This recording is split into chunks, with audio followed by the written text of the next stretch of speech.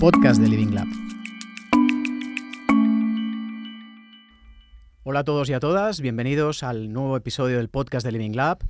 Hoy vamos a hablar de cómo la industria farmacéutica evoluciona y cómo se está revolucionando. Tenemos diferentes casos, diferentes situaciones en las que estamos viendo que realmente es una industria que está invirtiendo en hubs, que ahora mismo está cambiando la manera de relacionarse con los diferentes clientes, pacientes, con la tecnología, que está revolucionando también la manera en la que se fabrica, que la tecnología está pegando de lleno, ya no solo con la inteligencia artificial, sino incluso con la digitalización, etcétera, en la manera en la que vemos que los diferentes stakeholders son relevantes y tienen que ver con productos y servicios, y ha llegado un momento en el que esta industria, que tanto está evolucionando, requiere de habilidades distintas, habilidades muy concretas por parte de profesionales que están trabajando ahora mismo en la industria o que tienen la intención de empezar a trabajar en ella. Esto implica hablar de datos, implica hablar de sostenibilidad, implica hablar de ética, implica hablar de digitalización. Y yo creo que para hablar de todos estos temas es ideal tener una charla con alguien que está de lleno en este tema, que lo está trabajando diariamente, que es un practitioner y que por tanto sabe de todas las problemáticas y retos que se están desarrollando en este preciso instante, y que esta persona es Javier Inglés. Buenas tardes, Javier, ¿cómo estás? Buenas tardes, Borja. Muy bien. Oye, encantados de tenerte. Estás liderando ahora mismo la inteligencia artificial y el dato de manera global dentro de Laboratorios Ferrer.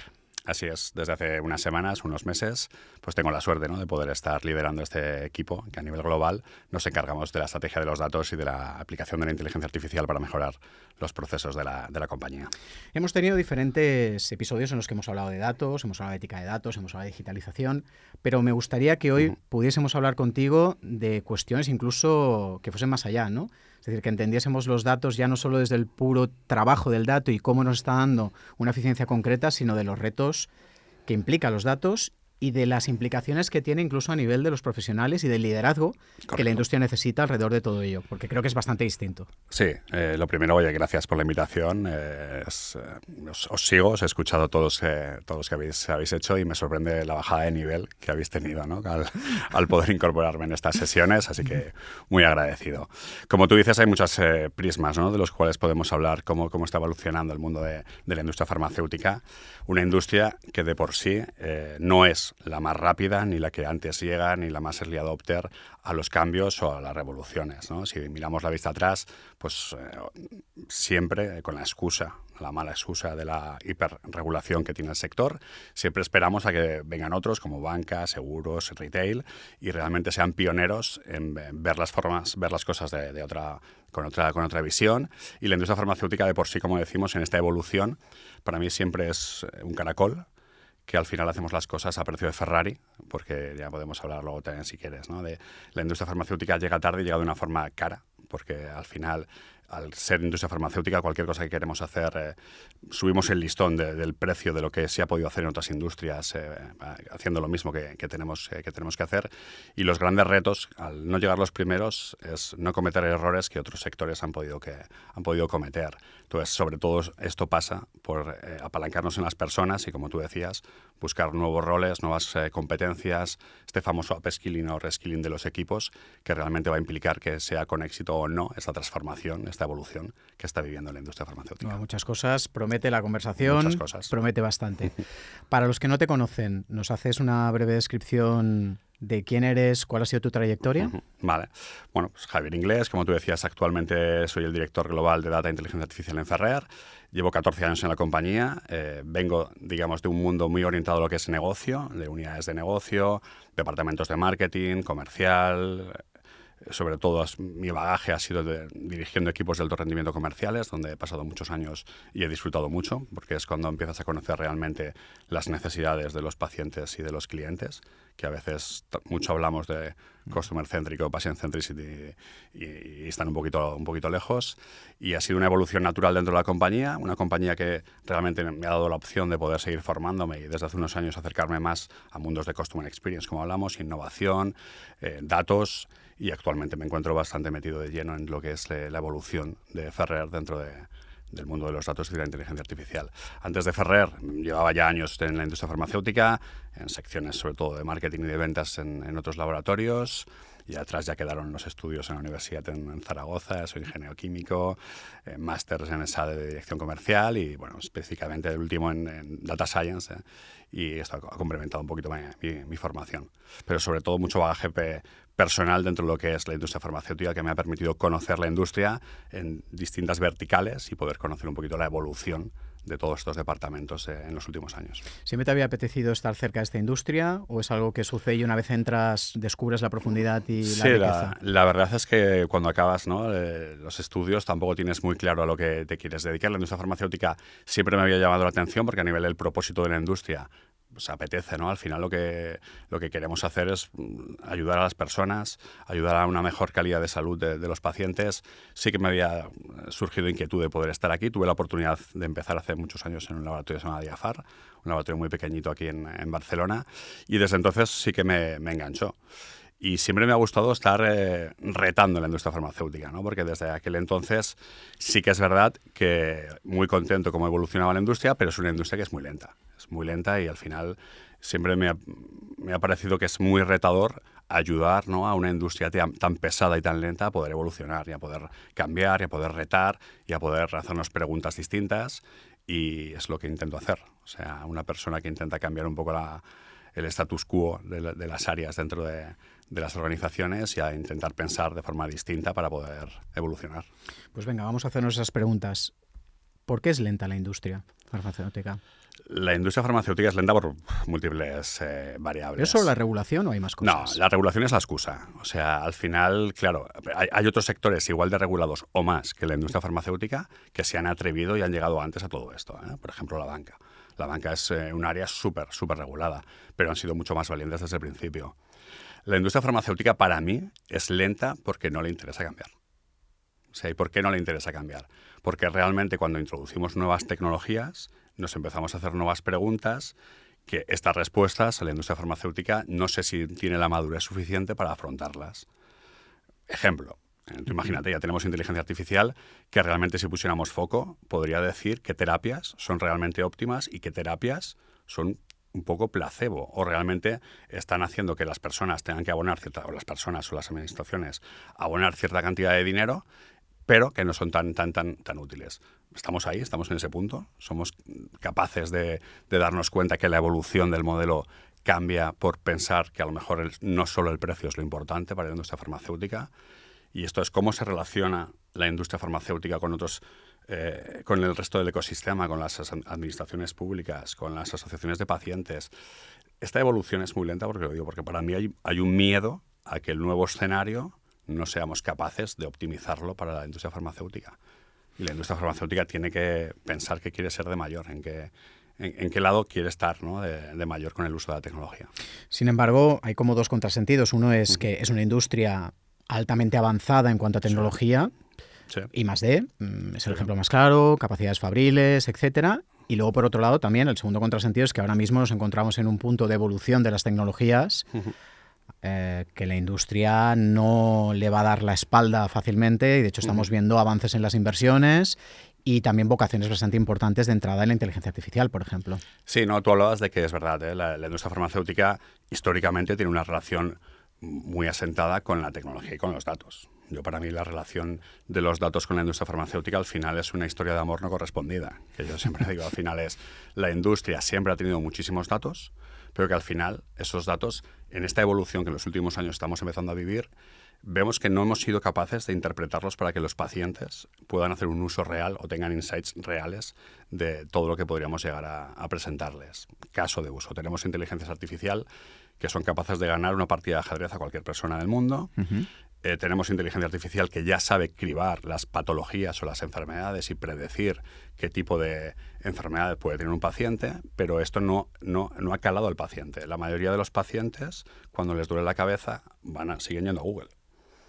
Van a Google y un dolor de cabeza normal, pues según Google ya es un cáncer terminal que te queda una esperanza de vida de 3 días. Todo horroroso. Y con unos dolores malísimos. Sí. Entonces, es decir, ostras, la tecnología ya está. Y la industria farmacéutica no ha puesto el foco a que realmente el paciente pueda asumir toda esa información o toda esa tecnología para el uso del paciente, porque la industria farmacéutica lo ha centrado en, o como tú decías, las Big Pharma, que sí que tienen capacidad y músculo financiero para poder investigar y desarrollar moléculas, centran la tecnología en esto, pero de estos hay muy pocos laboratorios a nivel mundial que puedan hacerlo. La inmensa mayoría de los laboratorios farmacéuticos no tienen esa capacidad de innovar en lo que es una molécula que realmente sea considerada de alto impacto y que venga a resolver problemas que actualmente no los podíamos haber resuelto. El resto de la industria farmacéutica lo que hace es desarrollar tecnología y datos para comercializar. Porque el foco es el producto. Porque el foco es el producto. Entonces lo que hacemos es desarrollamos, investimos y donde más estamos desarrollando son en las operaciones comerciales, que son los primeros que llegan a esta evolución del sector farmacéutico. Porque estamos, como tú dices, centrados en los productos. Cuando se podría tener una mirada mucho más holística y centrar la tecnología y los datos, oye, en darnos cuenta que a lo mejor el precio sigue siendo un problema de acceso para los medicamentos, para ciertos países. Entonces, realmente, pues este debate, que también es un debate ético, pues es lo que la industria farmacéutica, yo creo que estos años se está produciendo y está viendo grandes avances, ¿eh? Pero yo aún así, como te digo, soy bastante crítico con un sector que me encanta, que es la industria, y que es tan necesario porque creo que podemos hacer más. O sea, somos un sector que realmente mueve muchos millones a nivel mundial y que somos capaces de que esto se refleje en los pacientes de una forma real. Vamos desgranando todo esto que estamos comentando. Claro, todo este reto que tú pintas es un reto que también va a tener una serie de exigencias a nivel de perfiles que están trabajando dentro de la industria. Porque entiendo que, claro, si hay ciertas inercias es porque también existen ciertos perfiles que están cómodos en esas inercias y porque siempre ha funcionado y la óptica principal es el producto. Claro, todos estos cambios que estamos viendo, ¿a qué tipo de profesional apelan o llaman? Sí, al final es como todo. Como tú dices, la industria farmacéutica tiene unos perfiles muy cualificados porque realmente es una industria donde hay unos requerimientos técnicos muy altos y donde necesitas personas que están muy bien preparadas en lo que es la visión técnica del área en la que están. Cuando vamos con una visión mucho más holística, donde hay que incorporar conceptos más de innovación o de realmente tenemos que ser un poco más disruptivos, es cuando empiezan los problemas porque culturalmente no sabemos hacerlo. Entonces es cuando empiezan los primeros experimentos o la industria farmacéutica empiezan a aflorar pues, nuevas áreas dentro de la industria, como para mí la mal llamada transformación digital, ¿no? Si alguna vez te ofrecen un puesto que el cargo sea director de transformación digital, échate a temblar porque eso no significa nada. ¿Qué es transformación digital? Realmente podríamos debatir mucho de lo que para ti es o lo que es para mí, pero para mí es un cargo vacío de contenidos que realmente lo que hace es luego perjudicar mucho cómo medimos que realmente estamos generando impacto con estos procesos de digitalización. Invertimos mucho tiempo y mucho dinero en formar o hacer upskilling de nuestros equipos, pero también para mí de una forma errónea, porque esto no va de formar a la gente encapsulando contenido formativo y que la gente lo vea, haga clic y al día siguiente nadie se acuerda. Como tú decías, hay que incorporar nuevos perfiles con nuevas competencias, pero sobre todo tenemos que revisar mucho los temas del liderazgo. Realmente necesitamos personas que hagan que sus equipos se hagan preguntas distintas a las habituales, porque si no, nunca vamos a conseguir una adherencia real a las nuevas tecnologías o a la inteligencia artificial. Y podemos gastar mucho dinero, pero que realmente no generemos ningún impacto. Claro, o sea que hay que cambiar las preguntas que nos hacemos, porque las preguntas que nos hacemos son las preguntas que ya sabemos responder. Claro, esto es el eterno debate, ¿no? De cuando ya no sabemos todas las respuestas, pues tenemos que cambiar las preguntas. Yo creo que la industria farmacéutica ha llegado el momento de hacerse preguntas distintas y que incorporar actores distintos a hacerse esas preguntas, ¿no? Antes hablábamos de patient centricity. ¿Cómo se relaciona la industria farmacéutica con las acciones de pacientes? Es un ámbito en el que está muy regulado y tenemos muy claro qué podemos hacer o qué no podemos hacer. Pero la figura del paciente informado cada vez es más importante. Son pacientes que han dedicado tiempo y se han formado y que nos pueden ayudar mucho a la hora de poder co-crear con ellos soluciones más innovadoras más allá del producto. Entonces, la industria, si quiere pasar de ser muy centrada al producto a poder dar esto tanto decimos, ¿no? El billón de PIL, los servicios asociados a los productos, todas estas capas de valor añadido que tenemos que crear, las tenemos que crear escuchando a nuevas personas que actualmente no estaban incorporadas en los equipos de trabajo que hacen los planes de marketing. Sí, sí, totalmente. Me estaba acordando de un episodio que hemos tenido esta temporada con el doctor Joan Carles Marc, que hablaba precisamente del valor en la co-creación con los pacientes y en la construcción de los propios pacientes de ideas, incluso a veces terapéuticas existenciales para otros pacientes que están pasando por las mismas dolencias que ellos. Por ejemplo, que a veces son cosas así. Sí, pero siguiendo un poquito, ¿no?, con esta visión, digamos, un poco puntillosa o de buscar la perfección en lo que hacemos en la industria farmacéutica.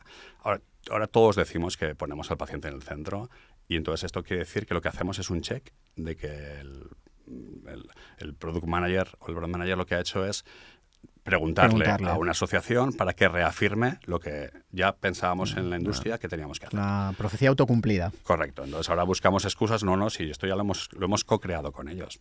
Realmente estamos muy lejos de entender una innovación colaborativa de una forma en que seamos capaces de coger los insights que nos transmiten las personas, clientes, pacientes y poder incorporarlo en una fase real de co-creación. Porque siempre los introducimos cuando ya tenemos todo hecho, si somos sinceros. O sea, ya tenemos la idea, nos hemos metido a las personas que creemos que somos súper listas de la empresa, tenemos ya un producto o tenemos un plan estratégico y vamos a preguntarles si les gusta o no les gusta. Si no les gusta, bueno, podemos matizarlo, pero el plan ya está hecho. Entonces, para mí es que hay que cambiar radicalmente la forma en la que elaboramos este tipo de planes y para eso tenemos que cambiar la forma en la que estamos organizados. O sea que estamos hablando ya no solo de hacer preguntas distintas, sino también de organizarnos de una manera distinta. Sí, lo hemos vivido. Yo, por ejemplo, tú comentabas, trabajamos en Ferrer y no queremos poner a Ferrer como referente de nada porque al final somos uno más, pero cómo ha evolucionado los últimos años una compañía como es Ferrer, habla un poco de la evolución que tiene que ir tomando todo esto. Al final, contra menos silos internos tengamos y contra antes entendamos, porque nos ha pasado a todos, cuando empezamos a incorporar conceptos de innovación o de el mal llamado marketing digital, porque para mí el marketing digital no existe, es parte del marketing, y lo empezabas a poner con los product managers que tenías desde hace ya años asentados en la compañía, empezaban los típicos choques de, pero bueno, ¿quién lleva la estrategia? ¿Vosotros? ¿Nosotros? ¿Hasta dónde llegas tú? ¿Hasta dónde llego yo? Esas fases iniciales de cambiar, yo creo que ya hablan de que estamos en una cultura muy estructurada en sus bloques, en sus áreas, y que tenemos que intentar romperla y poder trabajar realmente pues, de una forma con squads colaborativos, donde las personas que tengan las competencias puedan aportar el valor, menos jerárquicos, y esto cuesta también en la industria farmacéutica. O sea, también en Ferrer nos ha costado poner todo en positivo. Hemos sufrido años de fricciones en positivo contra los equipos para que realmente podamos asumir que se puede trabajar sin esta estructura tan fijada dentro de las áreas o dentro de marketing, de ventas, de market access. O sea, yo creo que hay que ser menos rígido con el tema de las áreas. Y esto ayuda mucho si incorporas perfiles que vienen de fuera de la industria farmacéutica, que es algo que hacemos poco. Somos muy endogámicos. Bueno, precisamente, o entiendo que derivado también del grado de tecnicismo que muchas veces se ha buscado, ¿no? y se ha preservado como un elemento diferenciador. Estaba pensando en que llevas un rato reflexionando sobre cómo evolucionar la industria, los retos que tiene, y aún no has hablado de datos, ni de inteligencia artificial. O sea, estamos hablando de cuestiones como organización, hacerse preguntas, buscar líderes que gobiernen de una manera distinta, etcétera, etcétera. O sea, es interesante. Al final los datos siempre están. El problema no son los datos. El problema es qué haces con los datos, ¿no? Es evidente también, ¿no? La evolución que tienes que tener a nivel competencial dentro de tus equipos para poder hacer un buen uso de los datos, pues también está ahí. O sea, hay arquitecturas tecnológicas que te van a permitir tener los datos, digamos, interoperables entre sí, que no estén en silos, ni que estén en la carpeta de alguien, que también esto era un clásico de la industria farmacéutica, de pensar que la información es poder, y tenías infinidad de perfiles dentro de la industria que en su ordenador personal tenían un montón de carpetas, casi con una contraseña para que nadie pudiera entrar, ¿no? Y el dato era como un dato poco accesible y poco interoperable. Pues cuando ya tienes avanzada esta arquitectura tecnológica que te permita poder tratar cualquier tipo de datos, los datos pueden ser la voz, pueden ser imágenes o puede ser un Excel, una vez que ya has dado ese paso, lo importante ya no es la tecnología. O sea, la tecnología es un commodity. Si no lo sabes hacer en casa, seguro que hay una agencia que va a estar encantada de acompañarte en este camino y lo van a hacer muy bien. Y la vas a tener tú, la voy a tener yo, la voy a poder contratar un tercero. Al final todos vamos a estar igual. Totalmente. Y luego, siendo realistas, qué pocas empresas de alta tecnología hay para elegir. Pues tienes a los sospechosos habituales, Google, Amazon, Microsoft. O sea, eso ya está. Y está comoditizado y vamos a tener cada vez el precio también es más económico y eso va a hacer que más empresas puedan acceder a este tipo de servicios. Una vez que los tienes, el foco ya no tiene que ser la tecnología. O sea, y volvemos un poco a lo de antes. Necesitas una visión humanista de qué quieres hacer con los datos. Porque al final, ahora que vamos a entrar en una fase donde la inteligencia artificial, sobre todo la generativa, va a poder cada vez hacer más acciones menos supervisadas por las personas, necesitas una visión muy humana y muy cercana de cómo son tus datos, la calidad de tus datos, porque al final la inteligencia artificial será tan buena o tan mala como buenos o malos sean los datos que tú tienes. Entonces, en esta reflexión hacia el dato, una vez que tienes la arquitectura, mi consejo es poner mucho foco, aunque sea menos sexy, en lo que es el gobierno y la calidad de los datos, porque esto luego nos va a permitir que cuando ya sepamos hacernos estas preguntas nuevas, podamos contestarlas de una forma fiable.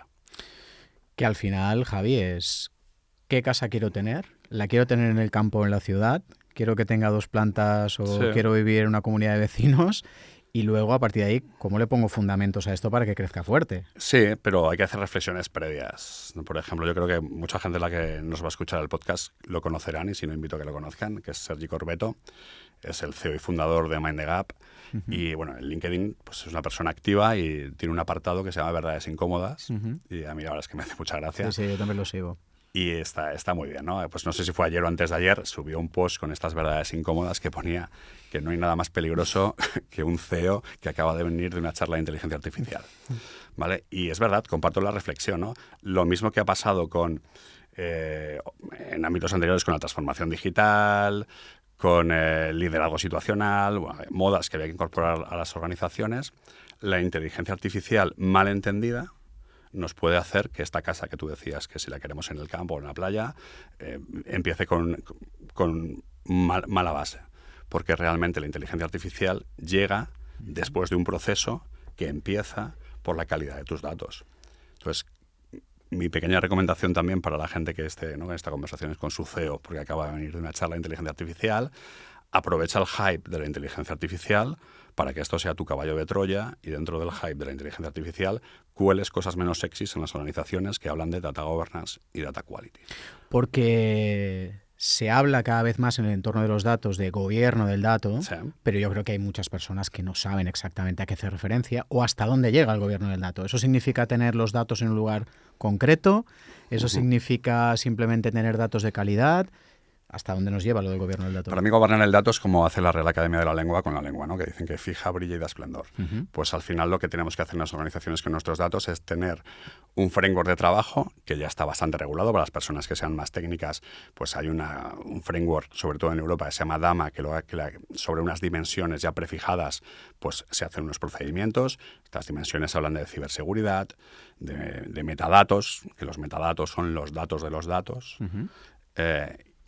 Hablan de calidad, entonces todas estas dimensiones sí que es verdad que las tienes que ir regulando poco a poco, porque esto no va de un gobierno único o de una dictadura del dato, sino que va a buscar quiénes son los responsables del dato, que es lo más importante. Al final vas definiendo que el origen del dato, que es clave, necesita unos responsables, que se llaman data owners, porque también es muy típico en las organizaciones que vengan ciertas áreas a los departamentos de data, como si el departamento de data fuera omnipresente y tuviera que saber de todo, a pedirnos responsabilidades sobre cierto reporting, cuando al final el owner del origen del dato es lo más importante. O sea, que el dato esté bien en un CRM es responsabilidad del equipo de ventas.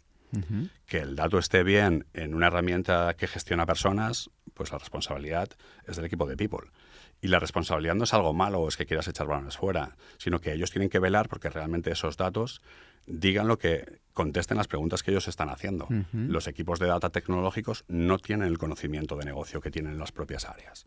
Entonces, para mí el gobierno del dato nos tiene que habilitar a una capa federada donde cada uno asuma sus responsabilidades, algunos más técnicos y algunos más de redactar, lo que se dice el diccionario del dato, qué significa el KPI que va a medir la frecuencia de visita.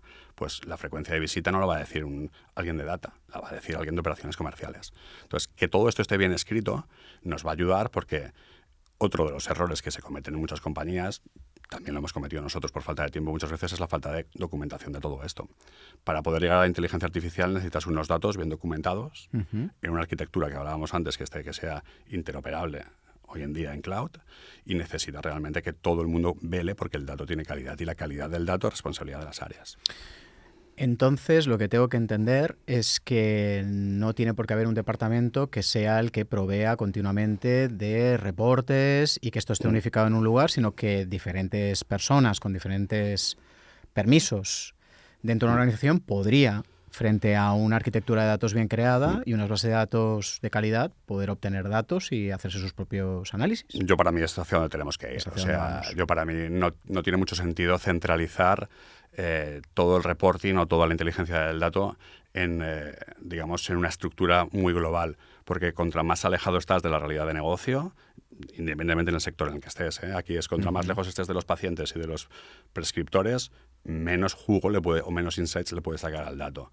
Entonces, a mí me gusta bastante el concepto de federar todo lo que es la responsabilidad del dato. Entonces, una estructura global que vele porque realmente los datos tengan calidad y se puedan articular, pero a partir de aquí hay que democratizar el acceso al dato y que las áreas se puedan empoderar y que vayan apareciendo perfiles como un data scientist, que al final es gente que hace ciencia del dato, que hace unos años parecían unicornios, que en la industria farmacéutica casi no había.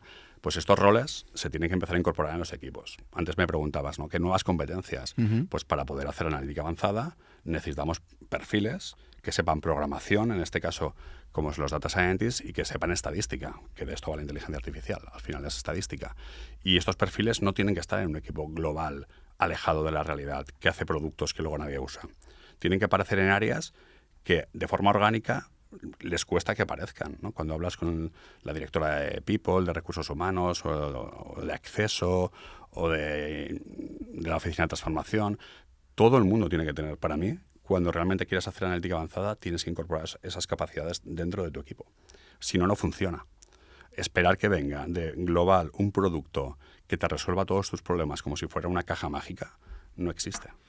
Oye, ¿dónde queda eso de los perfiles de datos hablan de datos y los perfiles de negocio hablan de negocio y esos traductores que les llaman, ¿no? ¿Cómo está eso ahora dentro de este dibujo que nos estás haciendo? Yo, para mí, cada vez los perfiles van a tener que ser híbridos. Híbridos, ¿no? Totalmente. Sí que es verdad que hay partes más técnicas de los procesos en los que vamos a incorporar perfiles que sepan programación, y no todo el mundo tiene por qué saber programación.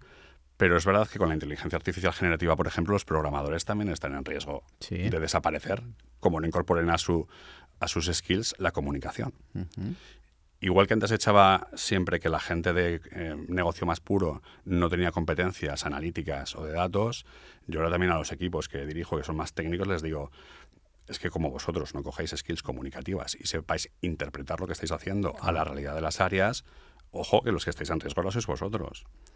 Porque la inteligencia artificial, que para mí es la mayor revolución que vamos a vivir como generación nuestra de lejos, claro, cuando vino la revolución industrial, los procesos que se automatizaban o los puestos de trabajo que estaban, digamos, en peligro, eran gente con menos cualificación, porque eran trabajos muy repetitivos, en las cadenas de fabricación de los coches.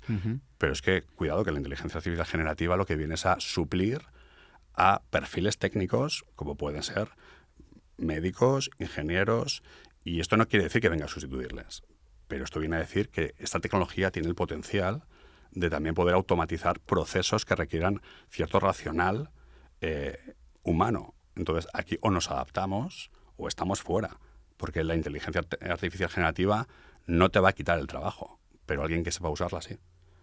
O sea, entonces, entre un médico que realmente sepa utilizar la inteligencia artificial y uno que no lo sepa utilizar, pues aquí realmente yo creo que el que va a salir beneficiado es el que sepa incorporar estas herramientas.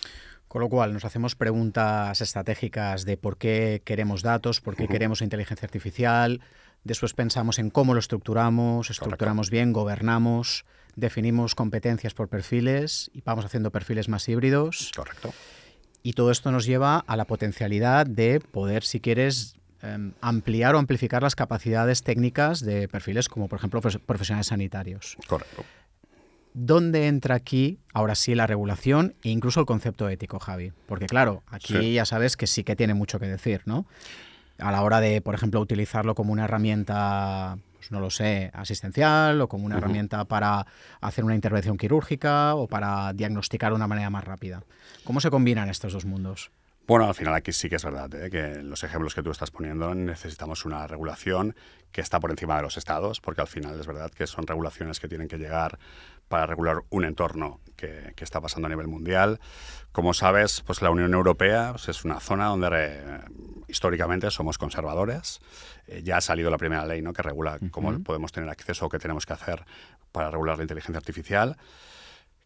Creo que está bien, porque está bien poder vivir en un entorno como el europeo, que es proteccionista y que realmente lo que quiere hacer es velar por los derechos de las personas, y tenemos mucha suerte de convivir ahí, pero también tenemos la desgracia de que el resto del mundo no es así.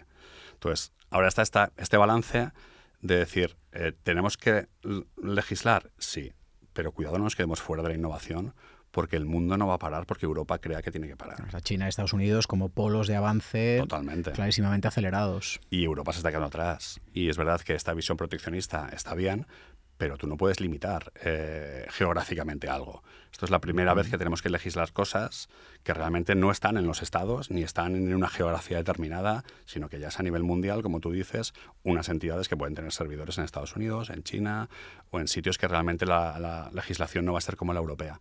Entonces, para mí, Europa ahora mismo está en riesgo de quedarse descolgada de esta lucha por la innovación. Entonces, aquí hay que hacer una reflexión, porque una cosa es la legislación y otra cosa es la ética.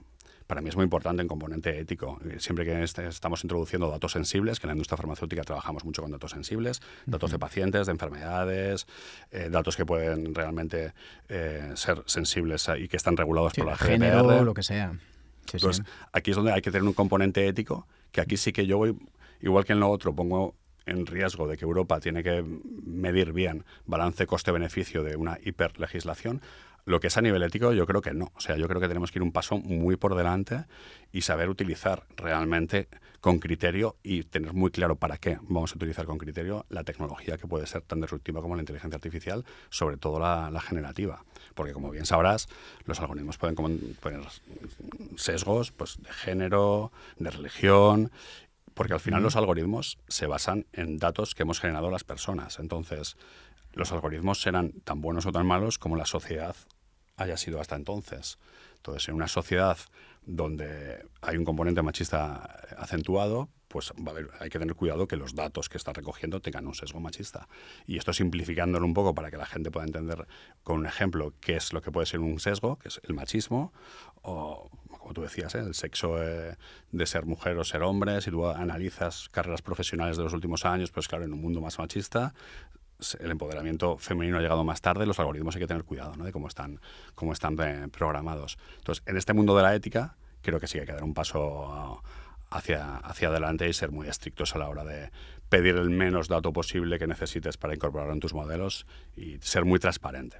O sea, para mí aquí aquí no puede haber cajas negras. O sea, la inteligencia artificial tiene que ser entendible y explicable para que la gente entienda cómo estás utilizando sus datos, porque al final no deja de ser datos con estadística y tiene que ser explicable, y tiene que haber agencias que velen porque eso sea transparente, y ahí sí hay que poner bastante el foco.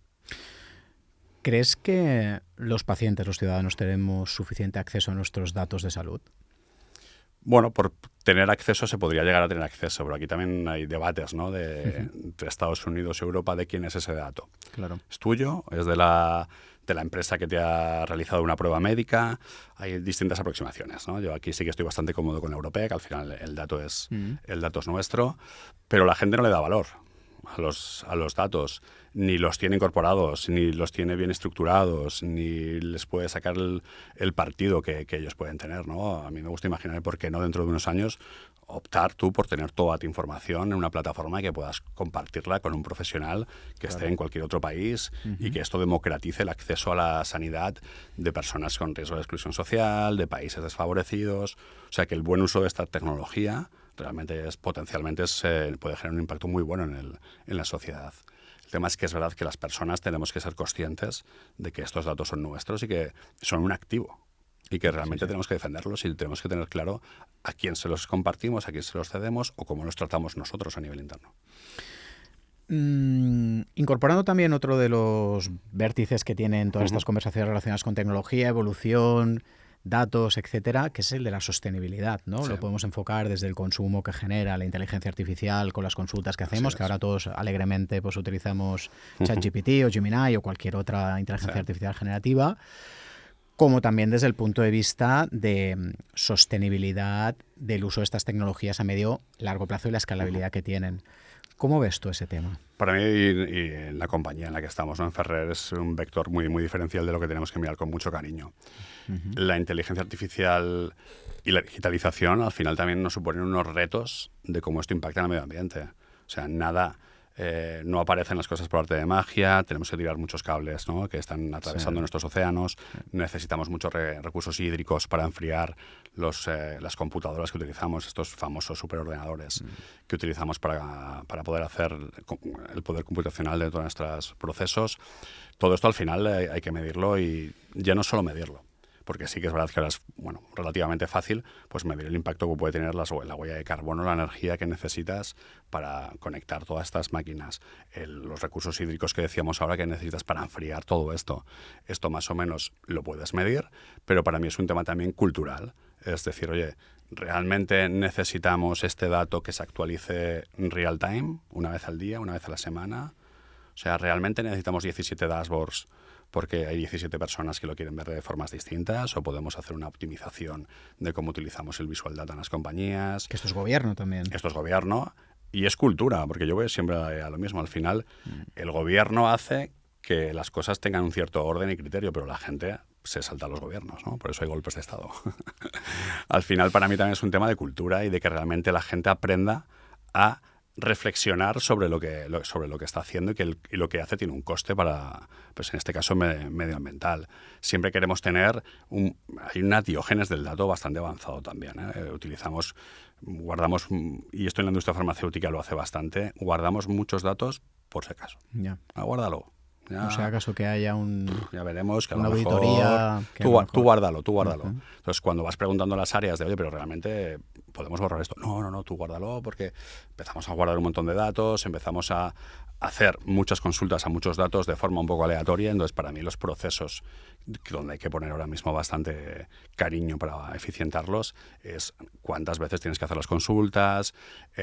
Podemos medir también, ¿no? Al final todo esto estamos, como hemos dicho antes, una arquitectura en cloud donde los servidores que te ofrecen pues Google, Amazon o Microsoft están en determinadas horas horarias distribuidos a nivel geográfico por el planeta, pues ir a buscar aquellos coste-eficiencia mejor para tu organización. Bueno, se pueden hacer muchas cosas poniendo el foco en que esto tiene que ser una revolución que sea buena para las personas, y para que sea buena para las personas tiene que ser buena para el planeta en el que habitan las personas. Para que esto vaya creciendo de una manera ordenada dentro de una compañía farmacéutica, entiendo que debe haber unos modelos de madurez que ayudan a acompañar el crecimiento del dato, la absorción del mismo, el desarrollo de habilidades, tecnologías que sirvan para, ¿no? Y eso irlo acompañando de una manera sostenida. Habrá organizaciones más avanzadas, otras menos. Entiendo que forma parte también de lo que dices. Sí, lo que lo que me ha tocado hacer también durante estos años en la compañía, ¿no? Ver un poquito el nivel de madurez que tienes actualmente, qué tipo de perfiles y qué tecnología es la que cuentas ahí, y a partir de aquí pues hacer un buen assessment y sobre todo darte los tiempos y los plazos necesarios, ¿no? Muchas veces queremos correr demasiado y nos ponemos a correr cuando no sabemos andar. Otro de los consejos también es rodéate de buenos partners. O sea, al final hay que hacer un buen balance entre lo que tienes in-house, lo que tienes que incorporar a tus equipos y lo que te tienes que asesorar, ¿no? Partes muy técnicas o que solo son partes de un proceso. Yo creo que hacerlo con gente que tiene mucha experiencia fuera agiliza los tiempos y la calidad de esta madurez de los equipos de data. Y sobre todo pues ir formando, para mí, aunque son otras muy redundantes, ir formando a los consumidores de ese dato de cómo utilizar los datos. Porque para mí es la clave. O sea, realmente la famosa adopción real de la tecnología pasa cuando se incorpora de forma innata en el día a día de las personas que tienen que utilizarla. En organizaciones que hasta hace bien poco no tenían tan cerca lo que es un director global de datos o inteligencia artificial, y les coge un poco lejos incluso a la hora de comprensión, ¿cómo lo estás viviendo tú? ¿Cuáles son los retos que te estás encontrando? Ya no en tu día a día, sino en general también las relaciones que puedes tener con otros directores de data, con otros Chief Data Officers, etcétera. Bueno, digamos la figura del CDO, ¿no? Es el Chief Data Officer, es de bastante reciente creación, ¿no? En España ahora hay una asociación que es el Club de Chief Data Officers de España y Latinoamérica, que hace 4 años creo que éramos 25 y ahora yo creo que ya somos más de 500.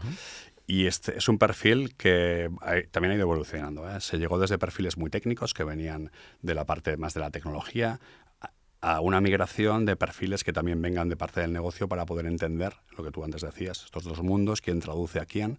Entonces son perfiles que se han estado realizando ahora. Se acaba de publicar hace un mes un estudio, que es el primer estudio sobre directores de data que se ha hecho en España, que lo ha hecho EY, con la colaboración del club y varias personas que trabajamos en este ámbito de múltiples compañías.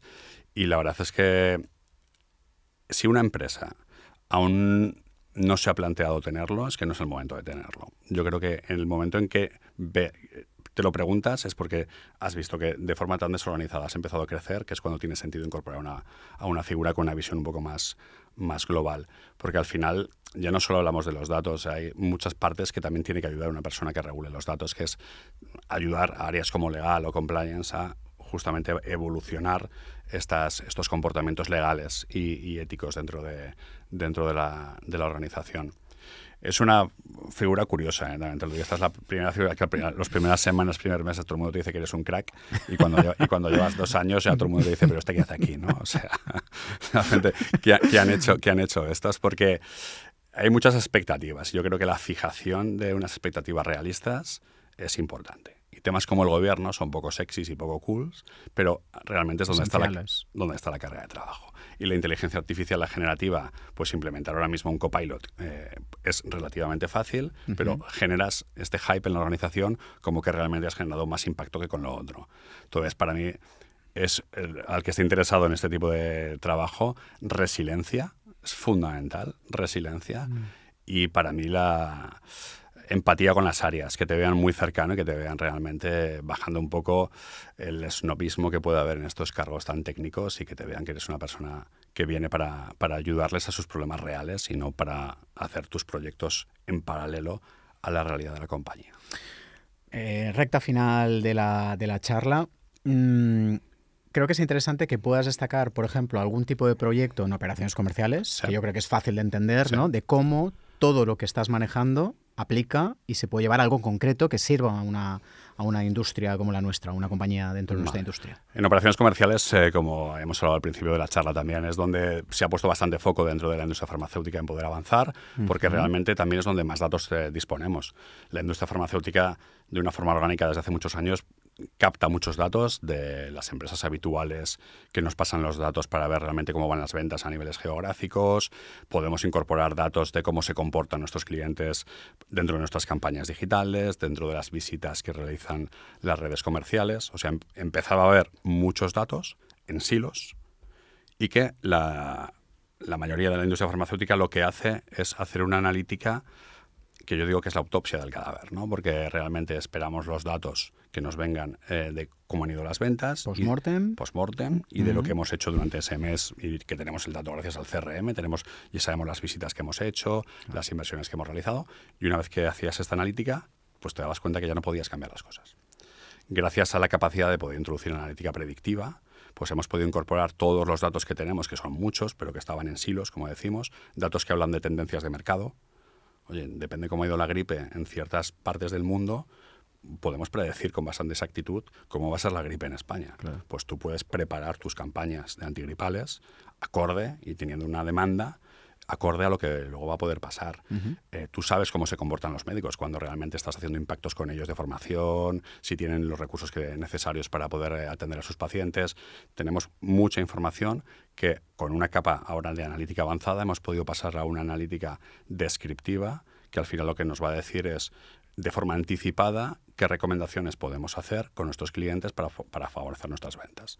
Esto al final el acrónimo en inglés es Next Best Action, que muchas compañías lo están introduciendo, ¿no? En sus dinámicas de operaciones comerciales, que es pues, esta capa predictiva para poder aconsejar a la red comercial con el objetivo que tengas, ¿eh? No solo tiene que ser centrado en la venta. Si tu objetivo es mejorar la experiencia del cliente, pues puedes hacer recomendaciones para mejorar la experiencia de este cliente. Entonces, todos estos superpoderes que podemos ofrecer a las redes de ventas es gracias a que, como hemos hablado durante la entrevista, hemos tenido una arquitectura tecnológica que así nos la permita, unos perfiles técnicos que han podido hacer la estadística que nos permite esa predictibilidad en nuestros análisis, y nos han acompañado para implementarlo, que es para mí el gran reto que tiene la industria, que todo esto realmente la red comercial lo asuma como algo que les aporta valor. Porque también nos encontramos muchas veces que cuando el modelo dice algo que tú lo ibas a hacer, no crees que funciona muy bien. Cuando el modelo te aconseja cosas que tú crees que no ibas a hacer, crees que el modelo está fallando. Son contraintuitivas y descuidado, ¿no? Y ahí entraremos en otro debate que daría para otra sesión, que es el cambio cultural, para poder realmente incorporar todo esto que ya podemos hacer dentro del día a día de los equipos comerciales. Y esto mismo que explicas en operaciones comerciales aplica a people, aplica a Marketing. áreas productivas, aplica a marketing, aplica a procesos fabriles, detección anticipada de posibles falladas de producción, etcétera, etcétera. Logística, caso de uso también, que yo creo que la audiencia a lo mejor lo tiene más por la mano, el marketing mix modeling. Al final también podemos modelizar, ya no solo asumir el retorno de la inversión por canales, sino tomar decisiones en tiempo real de cómo esa inversión va a afectar, poder predecir y poder cambiar, ¿no? Si tenemos acciones en televisión, en radio, en podcast, poder realmente de una forma predictiva, poder ver el retorno, el ROI que nos va a dar para poder realmente hacer acciones y optimizar ese retorno de la inversión. Este concepto de marketing mix modeling, que hace unos años quedaba como alejado dentro de la industria farmacéutica, pues ya se está incorporando a los planes de marketing. ¿Cómo ves la evolución? Hemos empezado con la visión del mundo farma, ¿no? Y cómo está evolucionando y qué hay que exigirle, porque, ¿no?, en estos procesos de avance tú hablabas de que somos muy lentos. ¿Cómo ves el futuro de los siguientes años? ¿Sacas bola y haces un poco de predictivo, ¿no? Lo sí, meto de oráculo de Delfos y dices, oye, vamos a hacer predictivo de aquí? ¿Cómo lo ves? ver, yo creo que desde el COVID la industria realmente ha hecho una evolución y en 3-4 años se ha evolucionado más que los anteriores 10. Entonces yo soy bastante optimista por los perfiles que se están incorporando la industria farmacéutica, porque realmente la industria farmacéutica se está abriendo a un nuevo ecosistema con stakeholders que antes no estaban, hubs tecnológicos, startups, administraciones. La administración también se está moviendo y eso es importante, porque todo esto será rápido si vamos todos juntos. Tal. Y yo sí que soy bastante optimista de cómo esto está realmente impactando y ves que cada año la industria farmacéutica se abre a poder colaborar con nuevas vías y nuevas formas con más gente, y la incorporación de perfiles que de forma nativa antes no se incorporaban a la industria y ahora sí que se están empezando a incorporar. Entonces yo soy bastante optimista. Y soy bastante optimista también con realmente que la industria farmacéutica se va a utilizar bien una herramienta como la inteligencia artificial y como es estas transformaciones digitales que hemos hecho, porque por fin se empiezan a ver que ya no solo hablamos de que el paciente tiene que estar en el centro, ya empiezas a ver compañías con nombres y apellidos, no quiero decir ninguna por no dejarme alguna, que realmente lo están haciendo. Y eso está muy bien. Y encima lo están haciendo con un impacto para realmente luego que esto regenere una sociedad más justa. Yo soy optimista con la industria farmacéutica. Exigente, porque creo que hay que exigir. Nos tenemos que exigir, pero soy muy optimista. Y para una compañía que está haciendo precisamente esta evolución, como lo ha hecho Ferrer en su momento, y que está en ese momento de cambio, ¿no?, de pisar embrague, cambiar marcha, decir, vamos a por ello, ¿qué pecados originales no deberían cometer desde tu punto de vista? Probablemente a lo mejor los hemos cometido ya y sí, ya los has vivido, ¿eh? Aislar de la realidad de la compañía estos procesos de cambio. O sea, esto no va de articular un proyecto, ¿no? O que alguien diga, ahora tenemos que ser innovadores. Venga, bloqueaos las agendas los martes y los jueves y de 5 a 7 vamos a ser innovadores y solo podemos pensar cosas de súper innovadores.